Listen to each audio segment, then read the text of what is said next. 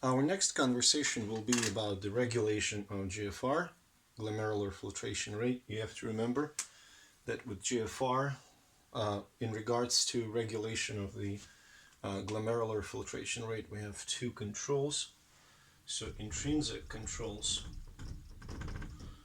they regulate GFR, they maintain GFR constant. Extrinsic controls maintain blood pressure. It's important to remember, so if blood pressure changes very dramatically for an extended period of time, extrinsic controls will take over. Now, intrinsic controls can basically regulate GFR in two ways. They have myogenic response and juxtaglomerular response. So myogenic is pretty simple. Let's say blood pressure goes up. When blood pressure goes up, the stretch of the afferent arterioles increases.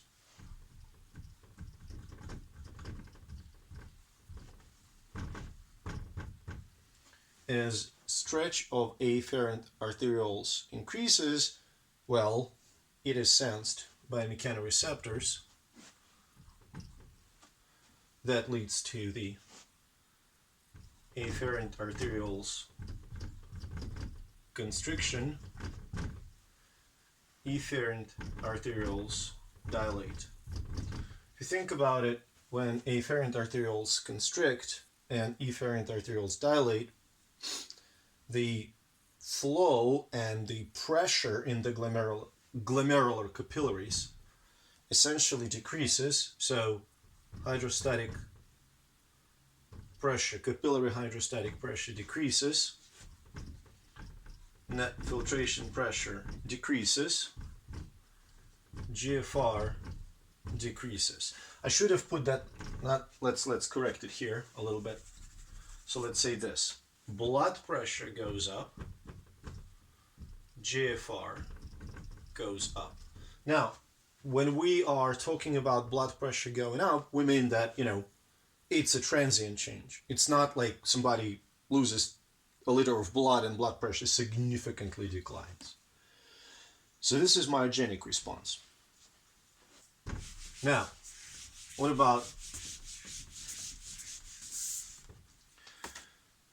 juxtaglomerular response? So in this case, also you have this.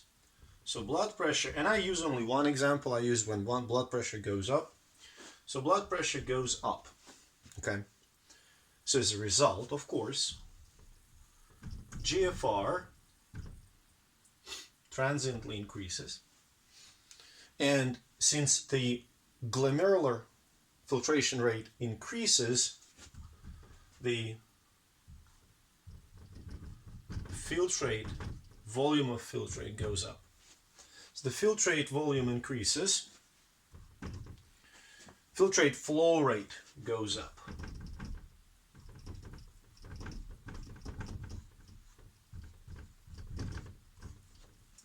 Now, when filtrate flows faster, it leaves less time to reabsorb the ions.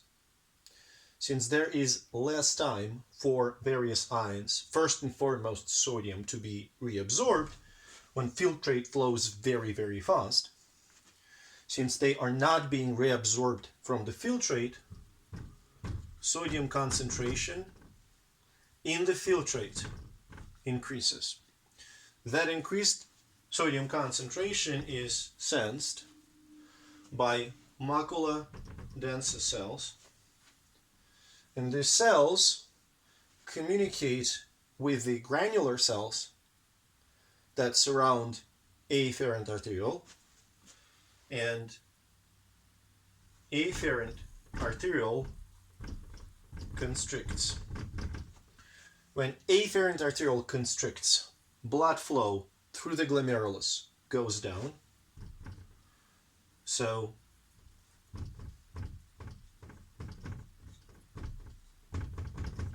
glomerular blood flow goes down. Since glomerular blood flow goes down, GFR goes down. We started with this, we ended with this. Now this is the regulation of the glomerular filtration rate. And you have to appreciate, you may ask, why do we need to maintain it constant? Basically, glomerular filtration rate shows you how efficiently your kidneys work, and it shows you how efficiently they filter various metabolites out of the blood. If glomerular filtration rate starts to decline, then the filtration capacity of kidneys also declines. So basically the filter doesn't work as it should. And essentially, if in some instance glomerular filtration rate goes to 0, if blood pressure declines dramatically, then there is absolutely no way for kidneys to filter. Since kidneys do not filter, all the dangerous metabolites stay in the blood, and you basically have massive toxicosis. Now, in regards to extrinsic controls, let's talk about extrinsic controls. So, regulation of blood pressure. Two mechanisms. Yeah, I would focus on two mechanisms. So if blood pressure goes down, and of course, okay, two mechanisms of regulating blood pressure. We talked about direct renal mechanism. Blood pressure goes down dramatically. GFR goes down. Filtrate and urine volume decrease, which means water retention increases,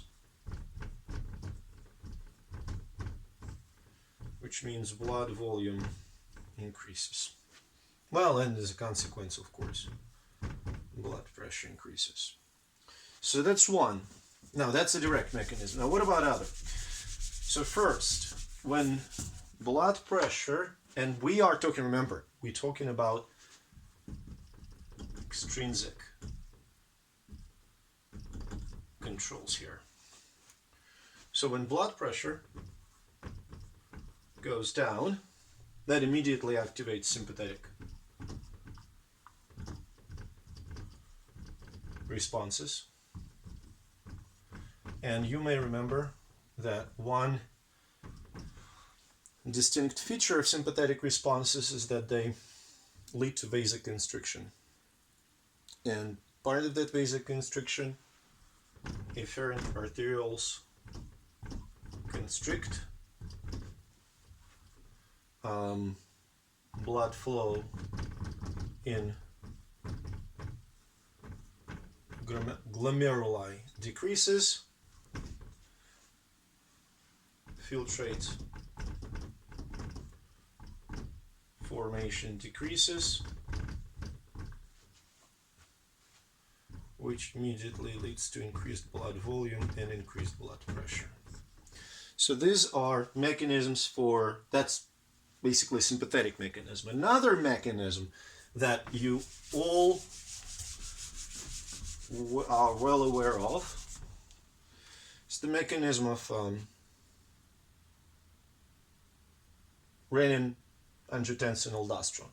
Blood pressure goes down, stretch of granular cells decreases,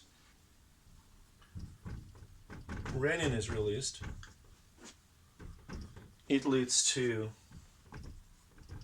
angiotensin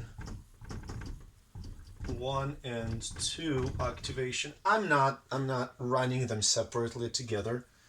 That leads to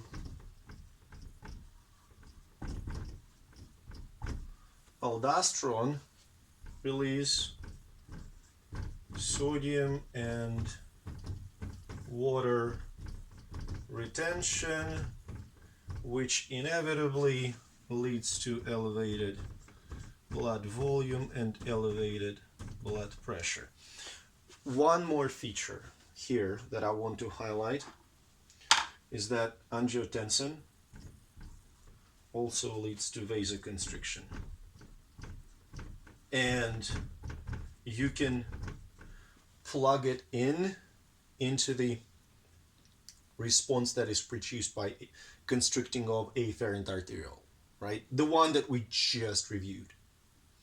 Okay, now, what is the kind of sort of, well, it's not kidney related, angiotensin, not angiotensin, natriuretic, atrial natriuretic peptide, but it would be a response to elevated blood pressure. But so far for intrinsic and extrinsic controls of the